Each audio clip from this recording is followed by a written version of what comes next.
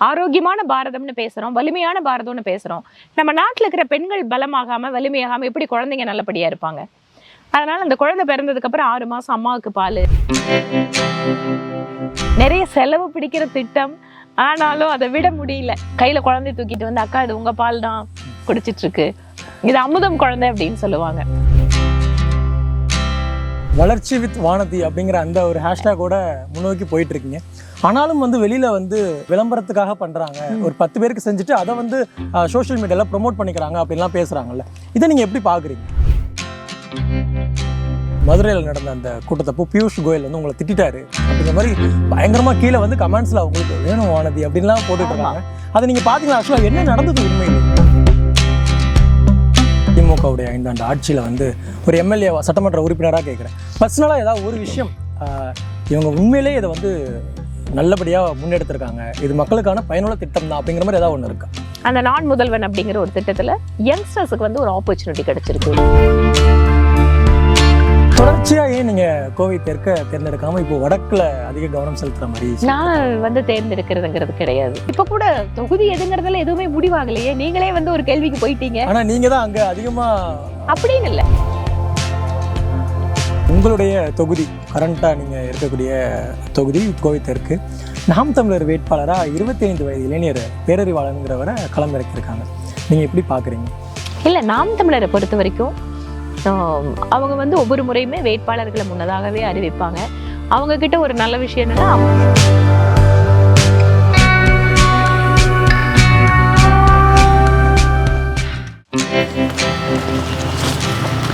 வாங்க தம்பி.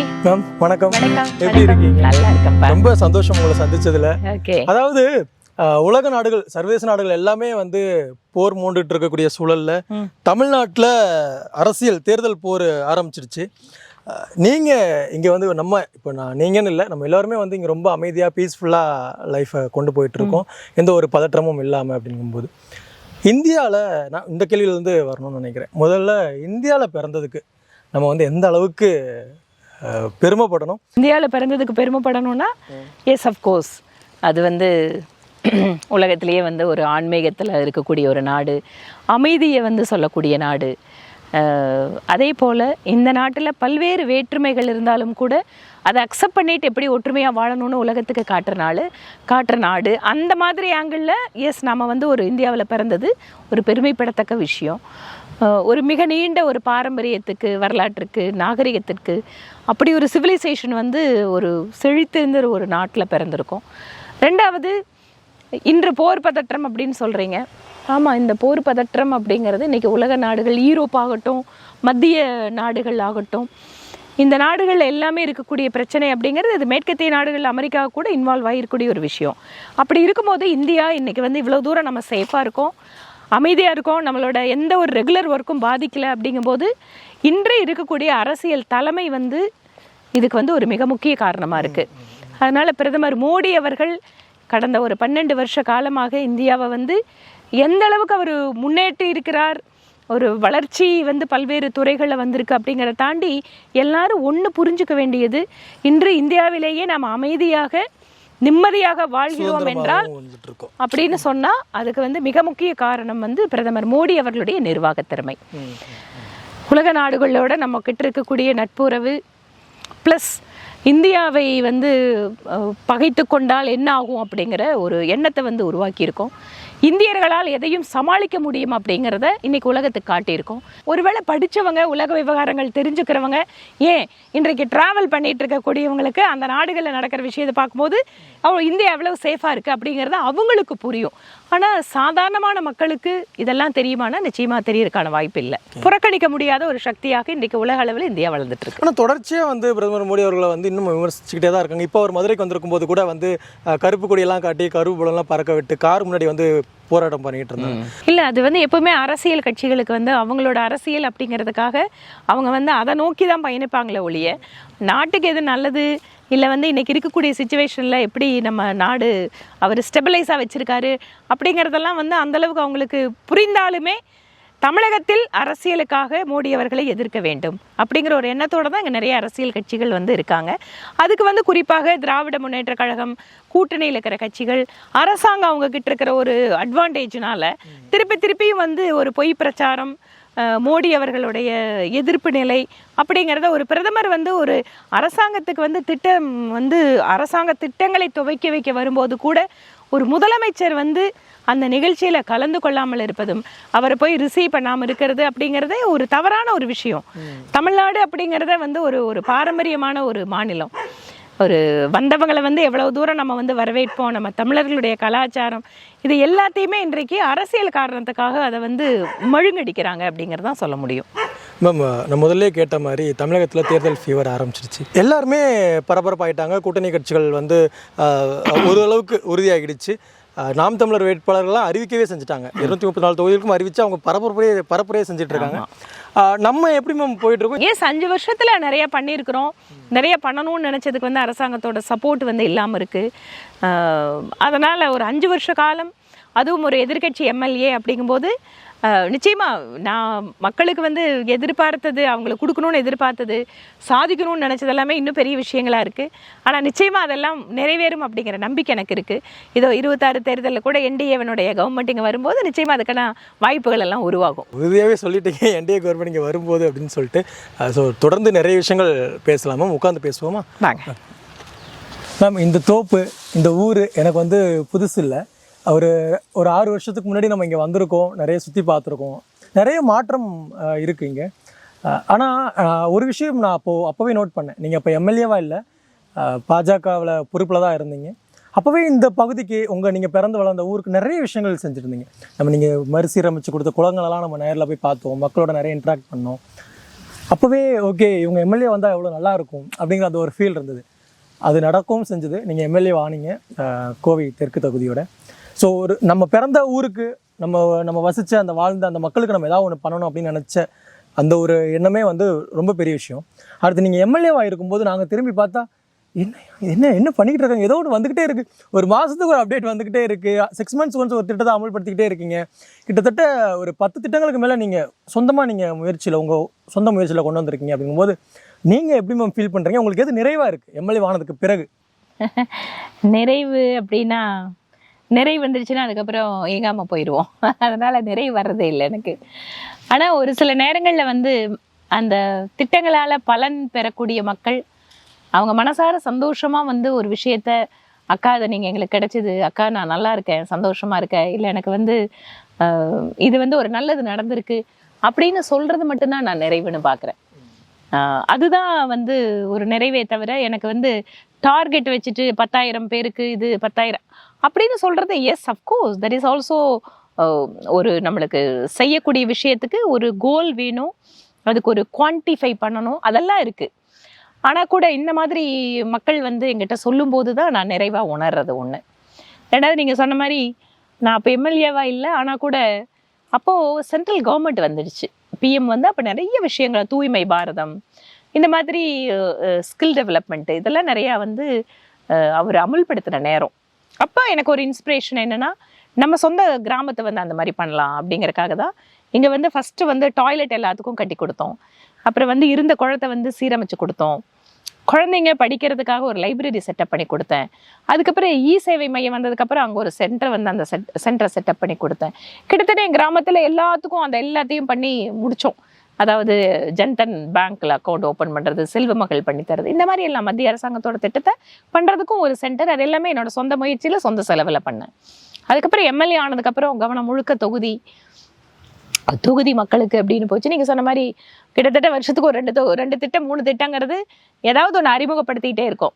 அது வந்து என்னோட சொந்தமாக எங்களோட என்ஜிஓ வாயிலாக செய்கிறது, சிஎஸ்ஆர் நிதிகளில் பண்ணுறது, இந்த மாதிரி விஷயங்கள் நிறைய போயிட்டுருக்கு. எங்கே வந்து நம்ம செயல்பட்டாலுமே அந்த இடத்துல ஒரு மாறுதல் அப்படிங்கிறத கொண்டு வரணும் அப்படிங்கிறது சின்ன வயசுலேருந்தே இருக்கிறதால இது சாத்தியமாக இருக்குது. நீங்கள் கொண்டு வந்த திட்டங்கள்லேயே வந்து கற்றல், சுவாசம், அப்புறம் சுயம், எப்படி நிறைய திட்டங்கள் நம்ம சொல்லிட்டே இருக்கலாம். அதில் ரொம்ப குறிப்பிட்டு சொல்லணும் அப்படின்னா அமுதம். ஃப்ரம் ஹார்ட்ல இருந்தே வந்து நம்ம வந்து என்னடா இவ்வளோ ஒரு அழகான திட்டத்தை கொண்டு வந்திருக்காங்க அப்படின்னு சொல்லிட்டு. அமுதம், இது மூலமாக வந்து பச்சிளம் குழந்தைகளுக்கு பால் கொடுக்கணும் அப்படிங்கிற அந்த யோசனை உங்களுக்கு எப்போ வந்தது? அந்த மொமெண்ட் எது? சின்ன வயசுல நான் கிராமத்து பொண்ணு இல்லையா, அதனால கிராமங்கள்ல வந்து எங்க ஊர்ல ஒரு பழக்கம் இருக்கும்.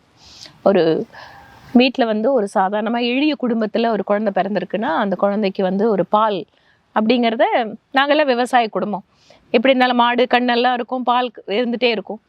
அப்போ வந்து கொஞ்சம் பாலை வந்து அந்த ஏழை குழந்தைங்களுக்காக எடுத்து கொடுப்பாங்க. அது குழந்தை பால் அப்படிம்பாங்க, குழந்தை சாதம்பாங்க. சாப்பாடு வச்சோடனே மத்தியானம் நானே நிறைய தரம் கொடுத்துருக்கேன். அம்மா குழந்தைக்கு சாதம் அப்படிம்பாங்க. உடனே அந்த குழந்தைக்கு வந்து கொஞ்சம் நெய்யெல்லாம் போட்டு அந்த மாதிரி கொண்டு போய் கொடுப்போம். அது ஒரு கரண்டி சாதம் அந்த குழந்தைக்கு. ஸோ இது வந்து ஒரு சின்ன வயசுலேயே மனசில் பதிஞ்சதால் நான் எம்எல்ஏ ஆனதுக்கப்புறம் அந்த நிறைய நேரம் அந்த குழந்தைங்க, குறிப்பாக என் தொகுதியில் பார்த்திங்கன்னா ரொம்ப சாதாரணமாக ஒரு அடிப்படை வசதிகள் கூட இல்லாத நிறைய குடும்பங்கள் நான் பார்ப்பேன். அங்கன்வாடியில் நிறைய விசிட் பண்ணேன். அப்போ பார்க்கும்போது நிறைய ஏழை பெண்கள், அவங்களுக்கு ஏன் நம்ம வந்து குழந்தைங்களுக்கு பால் கொடுக்கக்கூடாது? கூடவே பிரைம் மினிஸ்டரோட அந்த போஷன் அபியான், இந்த ஊட்டச்சத்து குறைபாடு வந்து பிஎம் ரொம்ப முக்கியத்துவம் கொடுப்பாரு. ஏன்னா ஒரு பெண்மணி அவள் வந்து ஒரு சின்ன வயசில் ஹெல்த்தாக இல்லை ஒரு ப்ரெக்னென்ட் விமன் ஹெல்த்தியாக இல்லை, லாக்டேட்டிங் மதர்ஸ் ஊட்டமாக சாப்பிடல அப்படின்னா பாதிக்கிறது யாருன்னு கேட்டால் அடுத்த தலைமுறை. ஆரோக்கியமான பாரதம்னு பேசுகிறோம், வலிமையான பாரதம்னு பேசுகிறோம். நம்ம நாட்டில் இருக்கிற பெண்கள் பலமாகாமல் வலிமையாகாமல் எப்படி குழந்தைங்க நல்லபடியாக இருப்பாங்க? அதனால் அந்த குழந்தை பிறந்ததுக்கப்புறம் 6 மாதம் அம்மாவுக்கு பால், அதுக்கப்புறம் 2 வயசு வரைக்கும் குழந்தைக்கு பால், ஒரு நல்ல பசும்பால், தரமான பால் டெய்லி அவங்களோட வீட்டுக்கே கொண்டு போய் கொடுக்குற அந்த திட்டம் தான் அமுதம் அப்படின்னு பேர். அது உண்மையாகவே ஒரு நிறைய செலவு பிடிக்கிற திட்டம். ஆனாலும் அதை விட முடியல. அது வந்து ஏன்னா அந்த குழந்தைங்க பால் குடிக்கிறது அப்படிங்கும்போது டெய்லி காலையில் அந்த அம்மா கையில் காசு இருக்கோ இல்லையோ எம்எல்ஏ அக்கா பாலை கொடுத்து அனுப்பிச்சிருவாங்க அப்படிங்கிற அந்த நம்பிக்கை வந்து வச்சுட்டு இருப்பாங்க. அதனால அதை தொடர்ந்துட்டு இருக்கிறோம், பார்க்குறோம். எவ்வளோ தூரம் இருந்தது இப்போ தாய்மார்கள்லாம் வந்து சொல்லியிருப்பாங்கல்ல, இல்லை உங்களை வெளியில் பார்க்கும்போது கூட ஏதாவது ஒரு ரொம்ப மறக்க முடியாத ஒரு கமெண்ட்ஸ் உங்களுக்கு இது ரொம்ப நெகிழ்ச்சியாக இருந்தது, என்ன ரொம்ப பர்சனலாக என்னை வந்து இல்லை, நான் ஏதாவது இடங்களுக்கு போகும்போது, பொது நிகழ்ச்சிகளுக்கு போகும்போதோ இல்லை கட்சிக்காரங்க வீடுகளுக்கு போகும்போதோ கையில் குழந்தைய தூக்கிட்டு வந்து, அக்கா இது உங்கள் பால் தான் குடிச்சிட்ருக்கு, இது அமுதம் குழந்தை அப்படின்னு சொல்லுவாங்க. அந்த நேரத்தில் ரொம்ப சந்தோஷமாக இருக்கும். என்னம்மா கரெக்டாக வருதா, பால் நல்லா இருக்கான்னு எல்லாருமே சந்தோஷமாக நல்லா இருக்குங்க. பட் என்னென்னா நிறைய நேரம் இது ஏதோ கவர்மெண்ட் கொடுத்துட்ருக்கு அப்படின்னு நினச்சிட்டு இருக்கிறவங்களும் இருக்காங்க.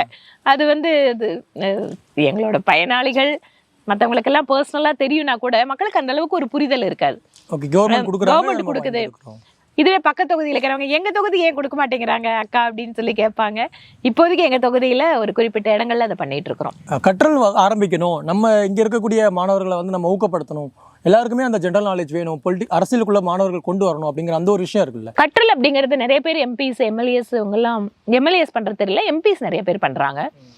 எனக்கு வந்து ஒரு நேஷனல் பிரசிடெண்டாக அங்கே வந்து எங்கிட்ட இன்டர்ன் வர்றவங்க, ஒரு ஃபெலோஷிப்புக்கு வந்து வர்றவங்க அப்படிங்கிறதெல்லாம் நான் பார்த்துருக்கேன். பார்க்கும்போது நம்ம ஊர்லேயே இதுக்கான ஒரு வாய்ப்பு நம்ம ஏற்படுத்தி கொடுக்கணும் அப்படிங்கிறதுனால தான் அந்த கற்றல் அப்படிங்கிறத கவர்னன்ஸ் ப்ளஸ் பாலிசி இதை வந்து ஸ்டூடெண்ட் தெரிஞ்சுக்கணும் அப்படிங்கிறதுக்காக ரொம்ப லிமிட்டட் நம்பர் தான் எடுக்கிறோம். ஒரு 25 ஸ்டூடெண்ட்ஸ்குள்ளே தான் எடுத்து அவங்களுக்கு வந்து ஒரு 3 months அந்த கோர்ஸ் கொடுக்குறோம். எப்படி வந்து ஒரு பப்ளிக் ரெப்ரசன்டேட்டிவ் வேலை செய்கிறாங்க, பாலிசினா என்ன, கவர்னன்ஸ்னால் என்ன, அரசாங்கத்தில் வந்து எப்படி வந்து இயங்கிட்டு இருக்கு அரசாங்கம் அப்படிங்கிற மாதிரி எனக்கு ரொம்ப ஒரு சந்தோஷமாக இருக்கிறது.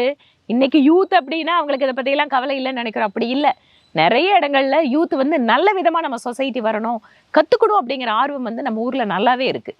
அதை சேனலைஸ் பண்ணுறதுக்கு நம்ம கொஞ்சம் முயற்சி எடுக்க வேண்டியிருக்கு. உங்களுக்கு ரொம்ப பிடிச்ச திட்டம் நான் கொண்டு வந்ததில் இந்த ஒரு திட்டம் வந்து கண்டிப்பாக எனக்கு ரொம்ப வந்து நான் இதை பர்பஸாகவே கொண்டு வந்தேன் அப்படின்னா அது என்ன திட்டம்? சுயம் அப்படிங்கிறத நான் சொல்லுவேன். எல்லா திட்டங்களுமே என்னோட மனசுக்கு ரொம்ப நெருக்கமான திட்டங்கள்னால சுயம்ல வந்து பார்க்கும்போது இலவசமாக தையல் பயிற்சி கொடுக்குறோம், அவங்க வீட்டு பக்கத்துலேயே இன்ஸ்டியூட் வச்சு கொடுக்குறோம், கொடுத்து முடிச்சதுக்கப்புறம் மிஷினையும் கையில் கொடுக்குறோம். இதனால பெண்களுக்கு வந்து ஒரு தன்னம்பிக்கை வருது. நம்ம சொந்தமாக சம்பாதிக்கும் போது அந்த பொருளாதார சுதந்திரம் வந்து அவங்களுக்கு ஒரு பெரிய ஒரு அந்த உறுதியை கொடுக்குது, வாழ்க்கையில் சுதந்திரத்தை கொடுக்குது. ஒரு கட்சிக்காரர் வீட்டில் அவர் இறந்துட்டார், அவருக்கு கொஞ்சம் சிறுநீரக பிரச்சனை. அவர் இறந்ததுக்கப்புறம் ஒரு 6 நாள் கழித்து தான் நான் போகிறேன். ஏன்னா இப்போ நான் வெளியூரில் இருந்தேன், புலிகுளத்தில். அப்போ நான் போயிட்டு அந்த வீட்டுக்கு ஆறுதல் சொல்கிறேன். அந்த மனைவி குழந்தைங்கள்லாம் இருக்காங்க. அப்போ சொல்லும்போது அந்த மனைவி வந்து ரொம்ப தைரியமாக உட்காந்துட்டு இருந்தாங்க. உட்காந்துட்டு என்கிட்ட பேசும்போது, அக்கா நீங்கள் மிஷின் கொடுத்தீங்கக்கா, நான் அதை வச்சு நான் 6 மாதமாக நான் வந்து தொழில் பண்ணிகிட்டு இருக்கேன், எனக்கு பயம் இல்லைங்கக்கா, கணவர் இறந்துட்டா கூட என்னால் குழந்தைங்களை காப்பாற்ற முடியும் நம்பிக்கை இருக்குது அப்படின்னு சொல்லும்போது இதனோட இம்பேக்ட் எவ்வளவு இருக்குது அப்படிங்கிறத எனக்கு புரிஞ்சுக்க முடிஞ்சுது. அதனால் இன்றைக்கி அந்த பெண்கள் கையில் வந்து நீங்கள் பொருளாதார சுதந்திரம் கொடுக்குறீங்க, அவங்கள தட்டி கொடுத்து என்னம்மா நீ பண்ணிக்கோ அப்படின்னு சொன்னால் அவங்க வந்து எல்லாத்தையும் மாற்றுற அளவுக்கு சக்தி படைச்சவங்க. அவங்களுக்கு ஒரு தேவைப்படுகிறது தூண்டுதலும் வாய்ப்புகளும் மட்டும்தான். இதை வந்து சுயமில் வந்து கிட்டத்தட்ட இப்போ 2500 பெண்களுக்கு மேலே நாங்கள் பயிற்சியும் கொடுத்து மிஷனையும் கொடுத்துருக்கோம். வீடுகள்லேயே இருந்து குழந்தையும் பார்த்துட்டு குடும்பத்தையும் பார்த்துட்டு சம்பாதிக்கக்கூடிய வாய்ப்பு. இப்போ வந்து அதில் கொஞ்சம் அப்ஸ்கில்லிங் பண்ணுறோம். எம்ப்ராய்டரி, ஆரி ஒர்க்கு, பெயிண்டிங் ஒர்க்கு. கிட்டத்தட்ட அந்த பயிற்சிகள்லாம் 35,000 ரூபா வெளியில் வாங்குறாங்க. நாங்கள் இலவசமாகவே என்னோட எம்எல்ஏ ஆஃபீஸோட மேலே மாடியிலேயே ஒரு தனியாக ஒரு பில்டிங் இதுக்காகவே எக்ஸ்ட்ரா வந்து கட்டி அவங்களுக்கு வந்து இலவசமாக அந்த கிளாஸஸ் எல்லாம் கொடுத்துட்ருக்கோம். இன்னைக்கு அவங்க வந்து போகும்போது, அக்கா நான் வந்து இன்னைக்கு கட்சியில் ஒரு நிகழ்ச்சிக்கு நீங்கள் வரங்கன்னு சொன்னாங்க, நான் வந்து நானே தைச்ச ப்ளவுஸ் உங்களுக்கு காட்டுறதுக்காக போட்டு வந்தாங்கான்னு சொல்லி எங்கிட்ட கொண்டு வந்து காட்டுறாங்க. இதெல்லாம் வந்து வாழ்க்கையில் என்ன சொல்கிறேன், நீங்கள் சொல்கிறீங்களா அந்த நிறைவு அப்படின்னு, இதெல்லாம் ஒரு பெரிய ஒரு சந்தோஷம் நிறைவு கொடுத்துட்ருக்கு. நிச்சயமா நிச்சயமா. நேற்று ஆக்சுவலாக நாங்கள் கூட மோடி முகாம் போய் பார்த்துருந்தோம். நாங்கள் எக்ஸ்பெக்ட் பண்ணவே இல்லை. சரி ஓகே, இவ்வளோ ஒரு குட்டி கவர்மெண்ட்டே உள்ள ரன் ஆகிற மாதிரி இருந்தது. இதுக்கு பின்னாடி எவ்வளோ பேர் இருக்காங்க, எல்லாருக்குமே அது ஒரு வேலை வாய்ப்பாகவும் இருக்கும். உங்களுக்கு பர்சனலாக இவங்க எல்லாருக்குமே வந்து நம்ம தேங்க் பண்ணணும் அப்படின்னா அந்த டீமுக்கு யாருக்காக? நிச்சயமா எனக்கு கோவை மக்கள் சேவை மையம் அப்படிங்கிறத நான் 2016 எலெக்ஷனில் தோத்ததுக்கப்புறம் இல்லை இந்த தொகுதி மக்களுக்கு ஏதாவது ஒன்று நம்ம செஞ்சுட்டே இருக்கணும் அப்படிங்கிறதுக்காக தான் அந்த என்ஜிஓவை ஆரம்பித்தேன். முக்கியமான காரணம் மோடி அவர்களோட திட்டங்களை நிறைய எடுத்துகிட்டு போகணும் அப்படிங்கிறக்காக. அப்போ வந்து பார்த்தீங்கன்னா ஜிஎஸ்டி வந்தது, நாங்கள் இலவசமாக ஜிஎஸ்டி எல்லாத்துக்கும் பதிவு பண்ணி கொடுத்தோம். அப்புறம் வீடுகளுக்காக இலவச பதிவுகள் எல்லாம் பண்ணி கொடுத்தோம். இந்த மாதிரி ஒவ்வொரு அரசாங்க திட்டத்தையுமே வந்து அந்த மக்கள் சேவை மையத்து மூலமாக எடுத்துகிட்டு போகணும். இப்போ உதாரணத்துக்கு தெருவோர வியாபாரிகள், அவங்களுக்கெல்லாம் வந்து நாங்களே தனியாக கேம்ப் பண்ணுவோம், அவங்களுக்கு கைட் பண்ணுவோம், அந்த பேங்க்குக்கு அனுப்பிச்சு விட்டு அவங்களுக்கு ஹெல்ப் பண்ணுவோம். இந்த மாதிரி ஒவ்வொரு திட்டத்தையுமே வந்து இந்த மக்கள் சேவை மையத்து மூலமாக நாங்கள் செய்ய அது வந்து ஒரு ஏன்னா அரசியல் கட்சின்னா அரசியல் கட்சிக்கான செயல்பாடுகள் ஒரு பக்கம் இருக்கும்.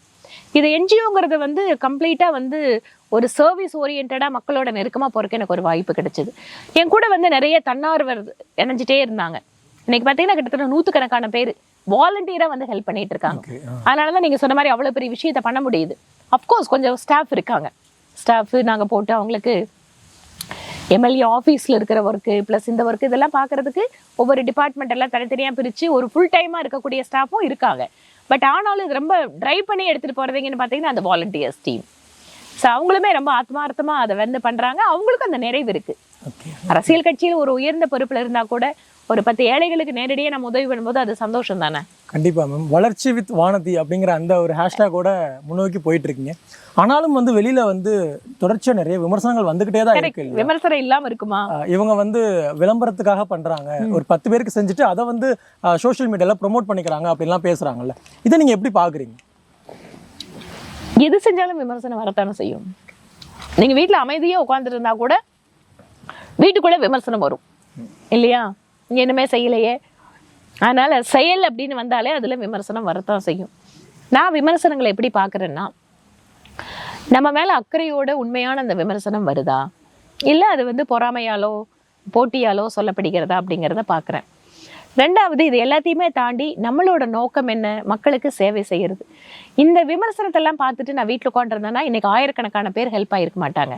நான் எம்எல்ஏ அசம்பிளிக்கு போகிறேன், வரேன், எம்எல்ஏ ஆஃபீஸ்க்கு போகிறேன், லெட்டர் கொடுக்குறேன், இல்லை யாருக்காவது வந்து ரோடு இல்லை ஏதாவது பில்டிங்கை எம்எல்ஏ ஃபண்டில் பண்ணித்தரேன் அப்படின்னு சொன்னால் யாருமே என்னை கேட்க போகிறதில்ல. நான் எம்எல்ஏ வேலையை நான் பண்ணிகிட்டே தான் இருக்கேன். ஆனால் அதை தாண்டி எம்எல்ஏ ஆஃபீஸ் ஒரு ஐஎஸ்ஓ ஸ்டாண்டர்டு கொண்டு வரும். இந்த மாதிரி 10 விதமான ப்ராஜெக்டை என்வாயன்மெண்ட்டுக்கு, யூத்துக்கு, விமனுக்கு இந்த மாதிரி பார்த்து பண்ணிட்டு இருக்கோம். இதெல்லாம் வந்து ஐஎஸ்ஓ வாங்கினது. அப்கோர்ஸ் இந்தியாவிலேயே வேற யாரும் வாங்கினாங்களான்னு எனக்கு தெரியல. பட் இதெல்லாம் we are setting the standard and we are proving that professionally also the politics could be we can run the politics. அதனால இதெல்லாமே நாம இன்னைக்கு வந்து வெளியில போகும்போது, அக்கா நீங்க இன்ஸ்பிரேஷன் பாலிட்டிக்ஸ்க்கு, இல்லை வந்து தைரியத்துக்கு, இல்லை எங்களுக்கு அரசியலுக்கு வரணும்னா yes this is what I want. அதனால் விமர்சனங்கள் ஒரு பக்கம், எப்படி அதை நாம் எடுத்துக்கிறோம், யார் சொல்கிறாங்க அப்படிங்கிறத வச்சு நம்ம எப்படி எடுத்துகிட்டு போகிறோம். சில நேரங்களில் தவறுகள் வரலாம், அதை எப்படி திருத்திக்கிறோம், இல்லை எப்படி நம்மளோட பர்ஃபார்மன்ஸை இம்ப்ரூவ் பண்ணுறது. அப்படிங்கிறதெல்லாம் தான் அந்த விமர்சனத்தை வாயில சில நேரம் எடுத்துக்கிறோம். ப்ளஸ் சோஷியல் மீடியாவில் நான் 10 பேருக்கு கொடுக்குறேனா 100 பேருக்கு கொடுக்குறேனா இல்லை நாங்கள் சொல்கிற நம்பர் வந்து ரைட்டா தப்பா அது வாங்கிட்டு இருக்கிற மக்களுக்கு தான் தெரியும், வெளியில் இருக்கிறவங்களுக்கு தெரியாது. இப்போ சமீபத்திய அந்த விமர்சனம் கூட மதுரையில் நடந்த அந்த கூட்டத்தப்போ பியூஷ் கோயல் வந்து உங்களை திட்டாரு அப்படிங்கிற மாதிரி பயங்கரமாக கீழே வந்து கமெண்ட்ஸில் அவங்களுக்கு வேணும் வானதி அப்படின்லாம் போட்டுட்டு இருக்காங்க. அதை நீங்கள் பார்த்தீங்களா? ஆக்சுவலாக என்ன நடந்தது உண்மையிலே? என்னன்னா என்னோட கார் வந்து அந்த டிராஃபிக்ல மாட்டிடுச்சு. ஸோ அந்த டிராஃபிக் அரேஞ்ச்மெண்ட்டே எப்படின்னு கேட்டால் சவுத்துலேருந்து வர வெஹிக்கிள்ஸும் நார்த்லேருந்து வர வெஹிக்கிளும் ஒரே இடத்துல கார் பார்க்கிங் போட்டாங்க. அது இன்ஃபேக்ட் ஆர்கனைசர்ஸ் அதுக்கப்புறம் ஆமாம் அது நாங்கள் தப்பு பண்ணிட்டோம், அது போலீஸில் கொஞ்சம் பெர்மிஷனில் இஷ்யூ ஆயிடுச்சு, அது பெரிய பிளண்டர் தான் அப்படின்னு ஒத்துட்டாங்க.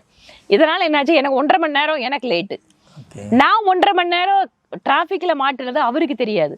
நான் லேட்டாக வந்திருக்கேங்கிறது மட்டும்தான் அவருக்கு அந்த நேரம் தெரியும். பட் அவரே 1/2 மணி நேரம் வெயில்ல நின்று டிராஃபிக் வேலையை பார்த்துட்டு இருக்காரு. அவருக்கு என்ன பார்த்தோன்னே, இன்னும் இந்த நேரத்துக்கு நீ இவ்வளவு லேட்டாக வர, நாமெல்லாம் விஐபி இல்லை, நாமெல்லாம் காரியக்கர்த்தா அப்படின்னு சொல்லிட்டு என்னை சத்தம் போடுறாரு. அதை வந்து வீடியோக்களில் அதை எடுத்து போடுறாங்க. அதுக்கப்புறம் விழா முடிஞ்சதுக்கப்புறம் என்கிட்ட வந்து ரொம்ப சாரி, நான் அப்படி நடந்துக்கூடாது, நான் வந்து உன்னை வந்து அந்த நேரத்தில் அந்த டென்ஷனில் நான் தெரியாமல் சொல்லிட்டேன், நீ வந்து தயவு செஞ்சு தவற எடுத்துக்காத அப்படின்னு சொல்லி என்கிட்ட பேசினாரு. நான் சொன்னேன் பரவாயில்லைங்க, பட் என்ன நீங்களுமே வந்து அந்த நேரத்தில் யார் என்ன பண்ண முடியும்? அவரு மேடையில் இருக்க வேண்டிய ஒரு அமைச்சர் வந்து டிராஃபிக் வேலை பண்ணிட்டு இருக்கும்போது அவருக்கு ஒரு டென்ஷன் இருக்கு. என்னோட சிச்சுவேஷன் அவருக்கு தெரியாது. நான் ஏதோ லேட்டாக வர்றதும் அவருக்கு தெரியுமே தவிர அதுக்கான காரணம் அவருக்கு தெரியாது. ஸோ இதனால் நடந்த ஒரு விஷயம். அதுக்கப்புறம் அவர் என்கிட்ட சாரி கேட்டதை நான் வந்து வெளியில் வந்து சொன்னால் நல்லா இருக்காது, சொல்ல வேண்டிய அவசியம் கிடையாது. சின்ன சின்ன நேரத்தில் சில சமயம் என்ன சொல்கிறது, என்னை வந்து பிடிக்காதவங்களுக்கு அது ஒரு ஆனந்தமான ஒரு விஷயமா பார்ப்பாங்க, ஆனந்தப்பட்டுக்கிட்டுமே, அதனால என்ன, ஏன்னா எனக்கும் அமைச்சருக்கு தான் வந்து தெரியும். கண்டிப்பாக. இப்போ நம்ம பேசிக்கிட்டு இருந்த திட்டங்கள் நிறைய விஷயம் நம்ம பேசிகிட்டு இருந்தோம். இதே தான் வந்து இப்போ ஆளும் கட்சியான திமுகவும் செஞ்சிட்டு இருக்காங்க. ஒரு பக்கம் மகளிர் உரிமை தொகை, இன்னொரு பக்கம் வந்து மகளிர் விடியல் பயணம் அப்படின்னு சொல்லிட்டு பெண்களை முன்னேற்ற பாதைக்கு அழைச்சிட்டு போகணும்னு சொல்லிட்டு நிறைய சிரமப்பட்டு இருக்காங்க. இது வந்து பெண்களுக்கான ஆட்சி, பெண்கள் சுதந்திரமான ஒரு ஆட்சி, பெண்கள் எல்லா வகையிலையும் வந்து தனித்துவமாக இங்கே முன்னேறிக்கிட்டு இருக்காங்க அப்படிங்கிற மாதிரிலாம் அவங்க முன்னோக்கி சொல்லிட்டு இருக்காங்க இல்லையா? இதை எப்படி பார்க்குறீங்க? ஒரு சிலர் என்ன சொல்கிறாங்கன்னா, இல்லை டிஎம்கேல இருந்து சில திட்டங்களை எடுத்து இவங்க பேரை மட்டும் மாற்றி இவங்க வச்சு கொண்டு போயிட்டு இருக்காங்க அப்படிங்கிற மாதிரி சொல்கிறாங்க. அது இருக்கு. மாநில அரசுல நிறைய மத்திய அரசாங்கத்தோட பணம் வரும்போது அந்த திட்டத்துக்கு வந்து ஒரு தமிழ் பேரை கொடுத்து அந்த பணத்தையே வாங்கிட்டு இவங்க வந்து கொடுக்குற மாதிரி நிறைய விஷயங்கள் கொடுப்பாங்க. அதுக்கான சாத்தியங்களும் இருக்கு. என்ன கேட்டிங்கன்னா, ஒரு சில திட்டங்கள் 60% இல்லை 50% மத்திய அரசு பணம், மீதி இருக்கிறது மாநில அரசு பணம். அப்படி இருக்கும்போது அவங்க ஒரு திட்டத்துக்கு வந்து அவங்களே ஒரு பேரை வச்சு அதை பண்ணுறதுக்கு வாய்ப்பு இருக்கு. அவங்க எங்கேயுமே அதை சொல்ல வேண்டியதும் இல்லை. மத்திய அரசு இவ்வளவு கொடுக்குதுங்கிறது யாருக்குமே தெரியாது, அதை அவங்க சொல்லவும் மாட்டாங்க. இப்போ உதாரணத்துக்கு தோழி விடுதி, இது வந்து பார்த்தீங்கன்னா மத்திய அரசாங்கத்தோட திட்டம், அவங்களும் அதுக்கு ஃபண்டு சப்போர்ட் பண்ணுறாங்க. ஆனால் பார்த்தீங்கன்னா நாங்கள் இந்த பெண்களுக்கு கொடுக்குறோம்பாங்க. இது உதாரணத்துக்கு ரேஷனில் அரிசி கோதுமை இலவசமாக கொரோனா காலத்துலேருந்து இலவசமாக கொடுத்துட்ருக்காங்க. ஆனால் இது யாருக்காவது வந்து அவங்க சொல்லியிருக்காங்களா? ஏன் ரேஷன் கடையில் குறைஞ்சபட்சம் நாங்கள் போர்டு வைக்க போனால் அந்த போர்டு கூட வைக்க விடாமல் எங்களை வந்து எடுத்து போடுவாங்க, தகராறு பண்ணுவாங்க. இதெல்லாம் இருக்கிற ரியாலிட்டி. பெண்களுக்கு உரிமை தொகை கொடுக்குறோம், பெண்களுக்கான அரசு அப்படின்னா இன்றைக்கு பெண்களுக்கு எதிரான குற்றங்கள் அதிகமாக நடக்கக்கூடிய மாநிலமாக இருக்குது. இன்றைக்கி வீட்டை விட்டு பெண்கள் வெளியில் போனால் பத்திரமா வருவாங்களான்னு தெரியாத அளவுக்கு தமிழகம் மாறிட்டு இருக்கு. சேஃபான சிட்டியாக இருக்கக்கூடிய கோயம்புத்தூர் இந்தியாவிலேயே நம்பர் 1. அப்படி இருந்த கோயம்புத்தூர்ல இன்னைக்கு வந்து ஒரு கல்லூரி மாணவியோட பலாத்காரம் நடக்குது விமான நிலையம் பக்கத்துல. இந்த மாதிரி பெண்களுக்கு எதிராக அத்தனை விஷயத்தையும், அவங்களோட பாதுகாப்பு குறைபாடுகள், அவங்க மேலான வன்முறை, அவர்களுக்கென்று வந்து உருவாக்கக்கூடிய வாய்ப்புகளை முழுமையாக அவங்களுக்கு வந்து போகிறதில்ல. அது மட்டும் இல்லை, அரசாங்க பயனாளிகளை கூட பெண்களை வந்து அமைச்சர்கள் கேவலமாக பேசுறது இங்கே தான் பார்க்குறோம். இதெல்லாம் செஞ்சுட்டு நாங்கள் 1000 ரூபா கொடுக்குறோம் அதனால பெண்களுக்கான அரசுனா எந்த பெண்மணி நம்புவாங்க? தூங்கி எந்திக்கும் போது திடீர்னு 5000 ரூபா வந்து விழுது. இப்போ நேற்று கூட 2000 ரூபா போட்டிருக்கதா சொல்லிட்டு இருக்காங்க. இதெல்லாம் வந்து இதை எப்படி பார்க்குறீங்க? ஆக்சுவலாக இது வந்து தேர்தலை மையப்படுத்தி இல்லை, டெஃபினட்டாக தமிழ்நாடு மாதிரி கொஞ்சம் அவேர்னஸ் இருக்கிற மாநிலத்தில் பெண்களுக்கு தெரியும் இது அரசியலுக்காக பண்ணுறாங்க, தேர்தலுக்காக பண்ணுறாங்க அப்படிங்கிறது அவங்களுக்கும் தெரியுது. ஆனால் இதே தான் நம்ம பீகாரில் நீங்கள் பண்ணீங்கன்னு சொல்லி அவங்க திரும்ப கேட்குறாங்க. இல்லை, அதுதான் நான் சொல்கிறேன். பீகாரில் நாங்கள் 10,000 ரூபா கொடுத்தோம் அப்படின்னு சொன்னால் சுயதவி குழுமா அந்த மாநில அரசு தான் கொடுத்தது. அங்கே மாநில அரசுல இருந்தது ஒரு பிஜேபி கூட்டணி அரசு முடிவெடுத்து அந்த 10,000 ரூபா அப்படிங்கிறத அவங்களுக்கு சுயதவி குழுக்களுக்கு மட்டும் அப்படி வந்து அவங்களுக்கு வந்து குழுக்கள் மூலமா அது வந்து போகுது அந்த குழு பெண்களுக்கு. இதனால என்ன ஆச்சுன்னா அங்க இந்த எக்கனாமிக் ஆக்டிவிட்டிஸ் வந்து அப்படியே இன்க்ரீஸ் ஆச்சு. நீங்க இந்த மந்த்லி 1000ங்கிறது சப்போர்ட்டிவான ஒரு நல்ல விஷயம், நான் வந்து அதை எதிர்க்கல. ஆனா நீங்க அந்த 1000 ரூபாய் கொடுக்கறது மூலமாவே நான் வந்து தெருவுக்கு தெரு டாஸ்மாக் திறந்து வைப்பேன், பெண்கள் வெளியில போனா பாதுகாப்பு உத்தரவாதம் கிடையாது, பெண்களுடைய வேலை வாய்ப்புகள் அப்படின்னு பார்க்கும்போது அவங்களுக்கு வந்து அது சேஃபான என்வாயன்மெண்ட் கிடையாது. நீங்க வந்து பாலியல் பலாத்காரங்கிறது இன்னைக்கு வந்து பொது இடத்துல மட்டும் நடக்கிறது இல்லை. இன்னைக்கு எத்தனை அலுவலகத்துல இன்டர்னல் கம்ப்ளைண்ட் கமிட்டி இருக்கு, அதெல்லாம் மஸ்ட். ஆனா தமிழ்நாட்டுல எவ்வளவு இருக்குன்னு கேட்டா அந்த கணக்கு இல்லை. சட்டப்பேரவையிலேயே நான் அதை பத்தி பேசினேன். ஸோ அதனால பெண்களுக்கு எல்லா விஷயத்துலையும், ஒரு சாதாரண பெண்மணிக்கு வீட்டுக்காரரை வந்து குடிக்க வச்சுட்டு அந்த வீட்டுக்கான எல்லா வருமானத்தையும் எடுத்துட்டு நீ 1000 ரூபாய் பெண்ணு கொடுத்து நீ வந்து நான் உனக்கு பெண்ணுக்கான அரசுனா எந்த பெண்மணி நம்புவாங்க? உங்களுக்கு இந்த 5 ஆண்டு ஆட்சியில், திமுகவுடைய 5 ஆண்டு ஆட்சியில் வந்து ஒரு எம்எல்ஏ சட்டமன்ற உறுப்பினராக கேட்குறேன், பர்சனலாக ஏதாவது ஒரு விஷயம் இவங்க உண்மையிலே இதை வந்து நல்லபடியாக முன்னெடுத்திருக்காங்க, இது மக்களுக்கான பயனுள்ள திட்டம் தான் அப்படிங்கிற மாதிரி ஏதாவது ஒன்று இருக்கா?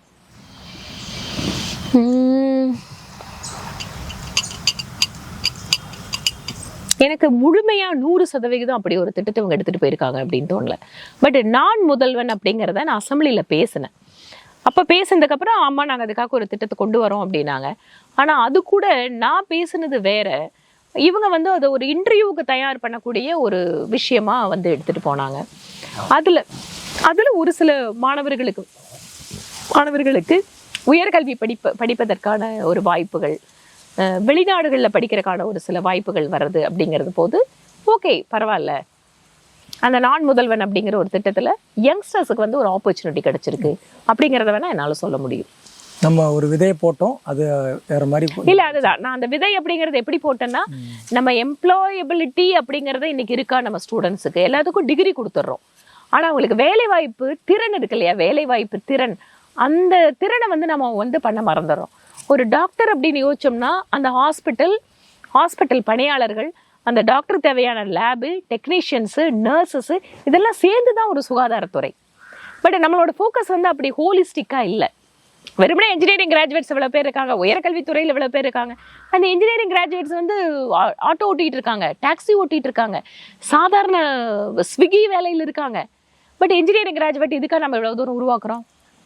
அப்போ வந்து நம்ம மதிப்பீடுகள் என்ன, இளைய தலைமுறைக்கு நம்ம எதை கொண்டு வர போகிறோம், ஏன் வந்து அவங்களுக்கு இன்னும் எத்தனையோ துறைகள் இருக்குது. அதுவும் இந்தியா மாதிரி அதிகமாக இளைஞர்களை வச்சிருக்கிற நாட்டில் மாநில அரசாங்கம் மத்திய அரசாங்கத்தோட திட்டத்தோட ஒத்துழைப்பு கொடுத்து நடத்தினா இன்னைக்கு எத்தனையோ மேலை நாடுகளில் நம்ம மாணவர்களுக்கு, இளைஞர்களுக்கு அவ்வளோ வேலை வாய்ப்புகள் இருக்குது. சர்வீஸ் செக்டரில் இன்னைக்கு வந்து நம்மளோட இந்திய இளைஞர்கள் அடுத்த 10 வருஷத்தில் எல்லா நாடுகள்லையும் நம்மளால் இருக்க முடியும். அதுக்கு தேவையான அந்த தொழிற்பயிற்சியும் திறன் சார்ந்த ஒரு முன்னெடுப்பும் வந்து இளைஞர்கள் எதிர்பார்க்கிறார்கள். ஆனா இன்னைக்கு வந்து தமிழக இளைஞர்களுக்கு வந்து அரசாங்கம் கொடுப்பது வந்து அந்த FL2 பாரு, ஒவ்வொரு இடத்துலையும் சோஷியல் கிளப்புங்கிற பேர்ல. ஸோ அதுக்கப்புறம் பார்த்துட்டீங்கன்னு சொன்னா சினிமா கவர்ச்சி. இதை தாண்டி நம்ம தமிழகத்து இளைஞர்களை அடுத்த கட்டத்துக்கு எடுத்துட்டு போகிறதுக்கு பெருமளவு நான் சொல்றேன். அப்படி போகாமலாம் இல்லை, இனோவேஷன் இருக்கு, பசங்க நல்லபடியா முன்னேறி உழைச்சு வராங்க அப்படிங்கிறதெல்லாம் தாண்டி பெரும்பாலான இளைஞர்களுக்கு அந்த வாய்ப்பு கிடைக்குதா, கிராமப்புற குழந்தைங்களுக்கு அது கிடைக்குதா அப்படிங்கிறதான் பார்க்க வேண்டியது. கோவை தெற்கு தொகுதி பற்றி நிறைய விஷயம் பேசிகிட்டு இருந்தோம். நீங்கள் கொண்டு வந்த திட்டங்களும் சரி, அப்புறம் அங்குள்ள மக்களுக்கு உங்கள் மேலே இருக்கக்கூடிய அந்த வரவேற்பு, உங்களோட நல்ல மதிப்பு, இதெல்லாமே தொடர்ச்சியாக ஏன் நீங்கள் கோவை தெற்க தேர்ந்தெடுக்காமல் இப்போ வடக்கில் அதிக கவனம் செலுத்துகிற மாதிரி? நான் வந்து தேர்ந்தெடுக்கிறதுங்கிறது கிடையாது. ஏமா எனக்கு வந்து really I am grateful for my Kovai south constituency people. ஏன்னா ஒரு பெரிய ஒரு நடிகர் நிற்கும் போது கூட நம்ம வீட்டு அக்கா அப்படின்னு சொல்லிட்டு என்னை ஜெயிக்க வச்சாங்க. அதனால என்றைக்குமே நான் கோவை தெற்கு தொகுதிக்கு வந்து கடன்பட்டவள் தான். ஆனா கட்சி வந்து இப்ப கூட தொகுதி எதுங்கிறதுல எதுவுமே முடிவாகலையே. நீங்களே வந்து ஒரு கேள்விக்கு போயிட்டீங்க. ஆனா நீங்க தான் அங்க அதிகமா அப்படின்னு இல்ல, கோயம்புத்தூர் முழுக்க எல்லா இடத்துலயும் வேலை செஞ்சுட்டு இருக்கிறோம். அதனால எல்லா பக்கம் கோயம்புத்தூர் தெற்குலயும் வேலை நடக்குது, வடக்குலயும் நடக்குது, சிங்கநல்லூர்லயும் என்னோட கேம்புங்க வந்து நடக்கதான் செய்யுது. ஹெல்த் கேம்ப் வந்து அங்க லோக்கல் கேடர்ஸ் வந்து ரெடியா இருந்ததுன்னா நான் பண்றதுக்கு ரெடியா இருக்கேன். அதனால ஒரு தேசிய தலைவராகவும் நாடு முழுக்க வேலை செய்யறது எனக்கு கடமை. ஒரு ஆளும் கட்சி வேற திமுக, அதுவும் நம்மளுடைய நேரடி எதிரி.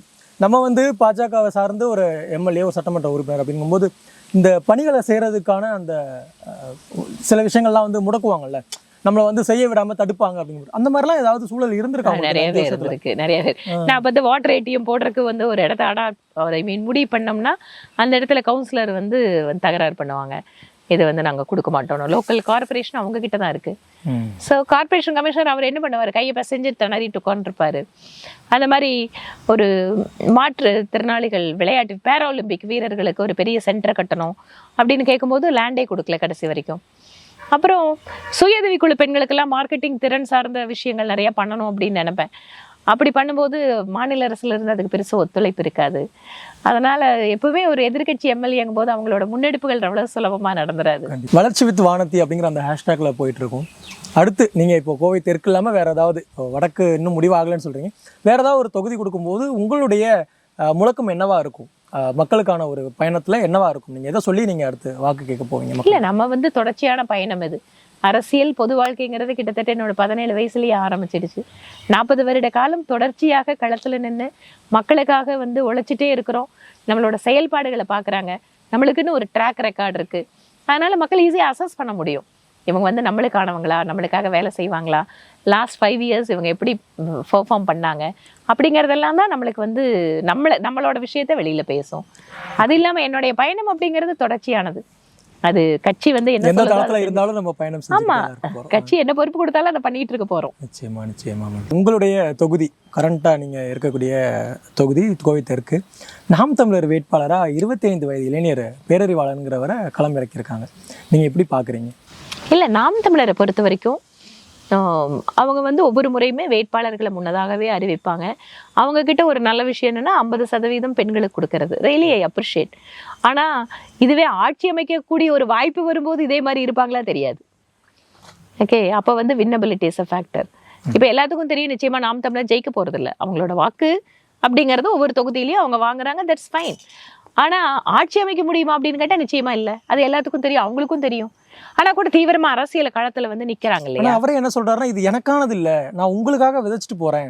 நாளைக்கு 4 லட்டாலும் என் மகன் எல்லாருமே சொல்றாரு, பொதுமக்களை, என்னுடைய பசங்க, என்னுடைய தம்பிங்க யார் வேணா வந்து இங்க இருக்கலாம், உங்களுக்காக நான் போராடிட்டு இருக்கேன் அப்படிங்கிற ரொம்ப இல்ல. அது கரெக்ட். அவர் பேச்செல்லாம் ரொம்ப சிறப்பா பேசுவார். இது அதே கட்சியில அடுத்த நிலையில வந்து ஒரு 10 தலைவர்களை சொல்லுங்க, முகமறிந்த தலைவர்கள். அதுல இருக்கிறவங்களே 2வது நிலையில இருந்தவங்க இன்னைக்கு காணாம போயிட்டாங்களே.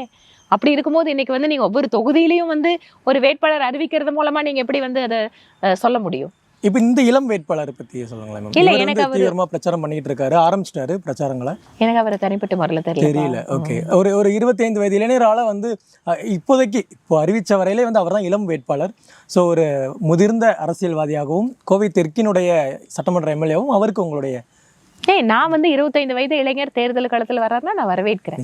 அரசியலை கத்துக்கோங்க, அரசியல் எப்படி வந்து பயணிக்குதுங்கிறத ஒரு அனுபவத்தை எடுத்துக்கோங்க. தேர்தல் அரசியல்னா என்னன்னு பாருங்க. எல்லாவற்றிற்கும் மேலாக மக்களோடு நாம் நிற்கிறோமா, மக்களுக்காக உழைக்கிறோமா, பேசுகிறோமா அப்படிங்கிறதா முக்கியமான விஷயம். அது இருந்ததுன்னா என்னைக்கு இருந்தாலும் ஒரு நாள் மக்கள் உங்களை நம்ப ஆரம்பிப்பாங்க. அதிலும் மாநிலத்தில் ஆட்சி அமைக்கிறது யாருன்னு வரும்போது அங்கே இண்டிவிஜுவல் பர்ஃபார்மன்ஸ் ஒரு 50% தான். அதுக்கு மேலே யார் ஆட்சிக்கு வரணுங்கிற முடிவில் தான் இருக்கும். தொடர்ச்சியாக நிறைய விஷயங்கள் நம்ம பேசிகிட்டு இருந்தோம். நீங்கள் சொன்ன மாதிரி கட்சி மேலிடம் வந்து என்னை எங்கே பணி செய்ய சொல்லுதோ அங்கே நான் தொடர்ச்சியாக பணி செஞ்சுட்டு இருப்பேன் அப்படிங்கிற மாதிரி சொல்லிட்டு இருந்தீங்க. உங்களுடைய அந்த வளர்ச்சி வித் வானதி அந்த ஹேஷ்டாக் மாதிரியே கோவை தெற்கு வளர்ந்து வந்துட்டு இருக்கிற மாதிரி அடுத்து நீங்கள் எந்த பகுதியில் நீங்கள் பணி செய்ய இருக்கிறீங்களோ அதுவும் வளர்ந்து வரும் அப்படின்னு நாங்கள் உறுதியாக நம்புகிறோம். ஸோ இவ்வளோ நேரம் காலையிலேருந்தே பார்த்துட்டு இருந்தோம், பயங்கர பரபரப்பாக இருந்துட்டு இருந்தீங்க. ஸோ அதுக்கு மத்தியிலும் ஒரு சின்ன நேரம் கொடுத்து எங்களுக்காக நேரம் கொடுத்ததுக்கு ரொம்ப நன்றி மேடம். ரொம்ப நன்றிப்பா. நானும் பார்க்குறேன் வீடன் இருந்த காலத்திலேருந்து இன்னைக்கு வரைக்கும் துருதுருப்பாக வந்து ரொம்ப ஒரு பொறுப்போட வந்து உங்களுடைய தனி சேனல் நடத்திட்டு இருக்கீங்க. உங்களோட சேனலுக்கும் உங்களோட டீமுக்கும் என்னுடைய மனப்பூர்வமான வாழ்த்துக்கள். நன்றி. நன்றிப்பா. நன்றி.